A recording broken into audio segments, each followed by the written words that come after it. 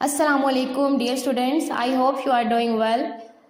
आज हमारा chapter biomolecule chapter number 6 जो है उसी का टॉपिक हमने देखना है प्रोटीन्स। बायोमॉलिक्यूल्स हमारे पास क्या थे? ऐसे मॉलिक्यूल्स जो लिविंग ऑर्गेनिजम्स प्रोड्यूस करते हैं, यानी लिविंग ऑर्गेनिज्म उनको बनाते हैं, उनको हम बोलते थे बायोमॉलिक्यूल्स। कार्बोहाइड्रेट इसकी एग्जांपल हम डिटेल के आए हैं। तो आज हमने जो बायोमॉलिक्यूल देखना है वो कौन सा है? प्रोटीन्स। प्रोटीन्स क्या है? मोस्ट अबंडेंट बायोमॉलिक्यूल इन सेल।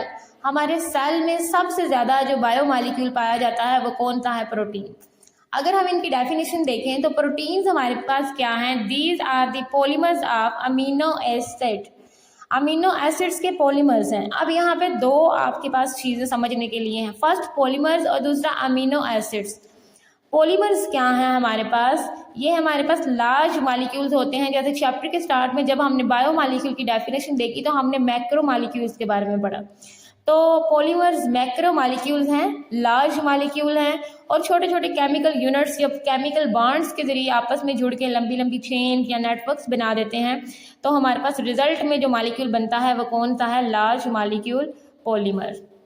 अब वो जो छोटे केमिकल यूनिट्स जिनसे प्रोटीन यानी ये पॉलीमर बना है उनका नाम हमारे पास क्या है? Amino acid. प्रोटीन्स हमारे लिए क्यों इम्पोर्टेंट हैं? सबसे पहले तो ये हमारे सेल के स्ट्रक्चर के लिए बहुत ज़्यादा इम्पोर्टेंट है। अब सेल का स्ट्रक्चर भी हम पीछे वाले चैप्टर्स में डिटेल से देख के आए थे। सेल के बाहर सेल वॉल होती है, सेल में ब्रेन, उसके अंदर मुख्तलिफ ऑर्गेनल्स होती हैं, साइटोस्केलेटन वगैरह। तो उन सब में प्रोटीन इंपॉर्टेंट रोल प्ले करती है। हमने देखा था, जैसे सेल में ब्रेन की एग्जांपल ले ले तो सेल में ब्रेन का जो मॉडल हमने देखा था उसके अंदर भी हमने देखा प्रोटीन जो है वो इम्पोर्टेंट रोल प्ले करती थी। उसके अलावा जो भी लिविंग ऑर्गेनिज्म फंक्शन परफॉर्म करते हैं प्रोटीन उनके अंदर भी पार्टिसिपेट करती है। अब हम प्रोटीन का अगर स्ट्रक्चर देखें तो प्रोटीन का स्ट्रक्चर क्या है? Made up of monomers called amino acid. ये मोनोमर से मिलकर बना है। जिन मोनोमर से बना है उनका नाम क्या है? Amino acid. अब मोनोमर्स क्या हैं? अभी जब मैं आपको पॉलीमर की डेफिनेशन बता रही थी कि छोटे छोटे केमिकल यूनिट्स से मिलके बनते हैं, उन केमिकल यूनिट्स को, उन छोटे छोटे यूनिट्स को हम क्या बोलते हैं? मोनोमर्स। और उन यूनिट्स का यानी उन मोनोमर्स का नेम क्या है जिन्होंने प्रोटीन को बनाया है? Amino acids. मुख्तलिफ प्रोटीन के अंदर मुख्तलिफ जो है वो तादाद होती है अमीनो एसिड की। मिसाल के तौर पे इंसुलिन प्रोटीन को अगर आप देख लें तो इंसुलिन प्रोटीन क्या है? ये हमारे ब्लड के अंदर ग्लूकोज के लेवल को कम करती है, उसको लो करती है, और 51 अमीनो एसिड से ये बनी है। उसके बाद हीमोग्लोबिन है हमारे पास। ये क्या करती है? हमारे ब्लड के अंदर ऑक्सीजन को ट्रांसपोर्ट करती है, और ये कितने अमीनो एसिड से बनी है? 574। अब अमीनो एसिड यानी जो मोनोमर्स यूज़ हो रहे हैं प्रोटीन को बनाने के लिए, हम उनको देखते हैं।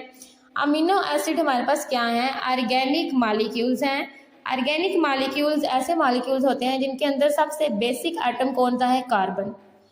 और उस कार्बन ने जो है मुख्तलिफ दूसरे एटम्स के साथ बॉन्डिंग की होती है, जैसे दूसरे कार्बन एटम्स के साथ या हाइड्रोजन एटम के साथ।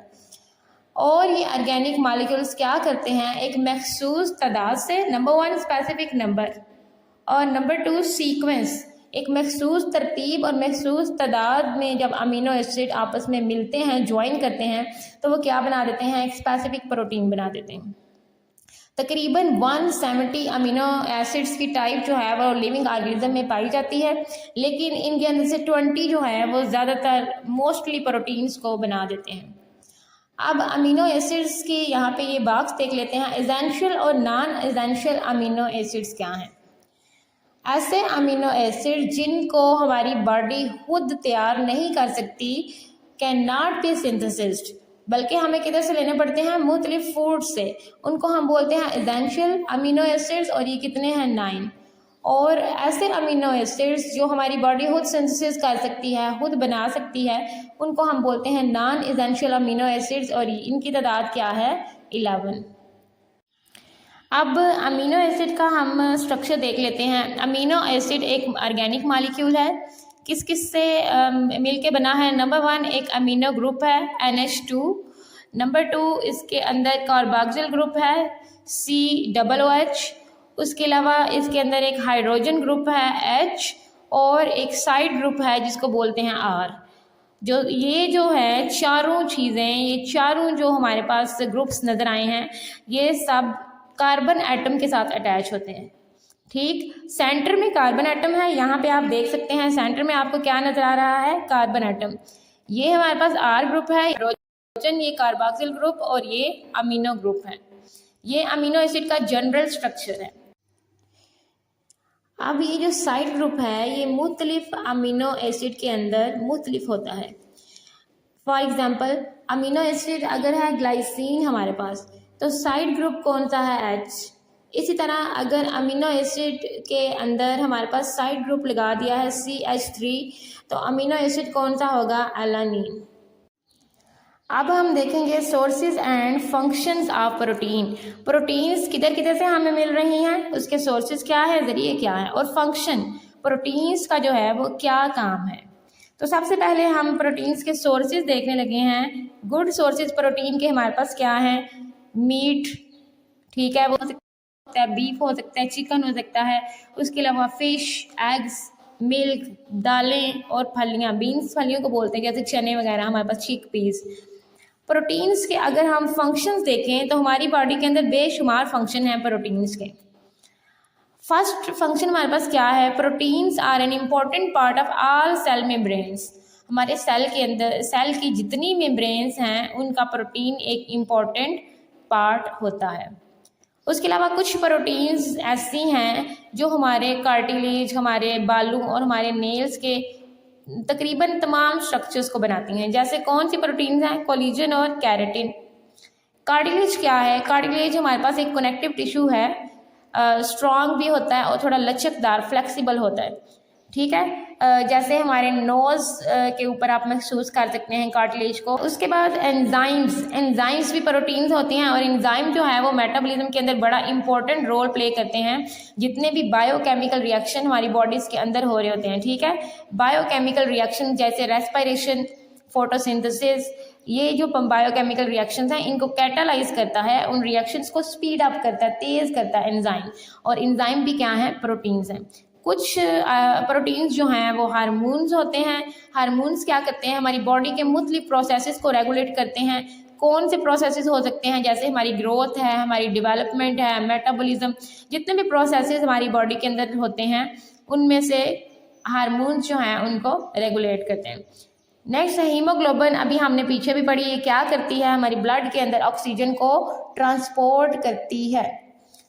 एक्टिन एंड मायोसिन, ये प्रोटीन्स किधर होती हैं जी, ये हमारे मसल के सेल का बहुत इंपॉर्टेंट पार्ट है, मेन कंपोनेंट हैं। और इनका फंक्शन क्या है, हमारे मसल्स को कंट्रैक्ट करवाना। और जब हमारे मसल्स सिकुड़ते हैं तो रिजल्टिंग में क्या होता है, मूवमेंट। तो इनडायरेक्टली ये मूवमेंट करवाती हैं। नेक्स्ट आपके पास प्रोटीन आ गई है जी फाइब्रिन। फाइब्रिन क्या है, ये ब्लड क्लॉटिंग प्रोटीन है, ऐसी प्रोटीन जो हमारे खून को जमाती है।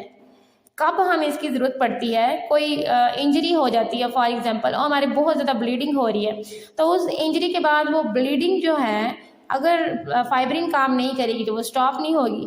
तो ये क्या करती है, उस जो ब्लड है उसको जमा देती है, क्लॉट्स बनाती है। तो हमारा इतना ज़्यादा जो ब्लड लॉस होना था, अगर फाइब्रिन काम ना करती उससे ये बचाती है, प्रिवेंट करती है loss of blood after an injury. कुछ प्रोटीन्स जिनको हम एंटीबॉडीज़ बोलते हैं वो हमारे इम्यून सिस्टम का हिस्सा है, मदाफ़ती निज़ाम का हिस्सा होता है एंटीबॉडीज़। और इनका काम क्या है, इन्होंने हमारी बॉडी को प्रोटेक्ट करना है, डिफेंड करना है, हमारा दिफा करना है। किससे दिफा करना है, हमारा मुख्तलिफ हार्मफुल पैथोजेंस वगैरह से, बैक्टीरिया से, वायरसेस से। तो इन पैथोजेन से हमें ये क्या करता है, नुकसानदेह पैथोजेन से हमारी बॉडी को प्रोटेक्ट कर लेती हैं। तो ये आपके थे सोर्सेज और फंक्शन ऑफ प्रोटीन्स। अगर आपका कोई क्वेश्चन है तो आप कमेंट्स में पूछ सकते हैं। I will make sure to answer you. अल्लाह हाफिज़।